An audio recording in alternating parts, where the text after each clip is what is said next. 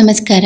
ಬಿಳಿ ಎಳ್ಳಿನ ಫ್ಲೇವರ್ನಲ್ಲಿ ಪುಡಿ ಚಿತ್ರಾನ್ನ ಮಾಡಲಿಕ್ಕೆ ಕಡಲೆಬೇಳೆ, ಉದ್ದಿನಬೇಳೆ, ಜೀರಿಗೆ, ಬಿಳಿ ಎಳ್ಳು ಇವಿಷ್ಟನ್ನ ಚೆನ್ನಾಗಿ ಡ್ರೈ ರೋಸ್ಟ್ ಮಾಡಿ ನಂತರ ಮಿಕ್ಸಿಗೆ ಹಾಕಿ ಇದನ್ನ ತಣಿಸ್ಕೊಂಡು ನಂತರ ಪುಡಿ ಮಾಡಿ ತೆಗೆದಿಟ್ಕೊಳ್ಬೇಕು. ಈ ಪುಡಿನ ಕೊನೆಯಲ್ಲಿ ಬಳಸೋಣ. ಬಾಣಲೆಯಲ್ಲಿ ಎಣ್ಣೆ ಬಿಸಿ ಮಾಡಿಕೊಂಡು ಇದರಲ್ಲಿ ಶೇಂಗಾ ಬೀಜನ ಹುರಿದು ತೆಗೆದಿಟ್ಕೊಳ್ಬೇಕು. ಇದೇ ಉಳಿದ ಎಣ್ಣೆಯಲ್ಲಿ ಒಗ್ಗರಣೆಗೆ ಸಾಸಿವೆ, ಕರಿಬೇವು, ಉದ್ದಿನಬೇಳೆ ಹಾಕಿ ಹುರಿದು, ಒಣಮೆಣಸಿನಕಾಯಿ, ಹಸಿ ಶುಂಠಿ ಹಾಕಿ ಹುರಿದು, ಹಸಿಮೆಣಸಿನಕಾಯಿ ಖಾರಕ್ಕೆ ತಕ್ಕಷ್ಟು ಹಾಕಿ ಹುರಿದು, ಸಣ್ಣಗೆ ಹೆಚ್ಚಿರುವಂಥ ಈರುಳ್ಳಿನೇ ಹಾಕಿ ಬಾಡಿಸ್ಕೊಳ್ಬೇಕು.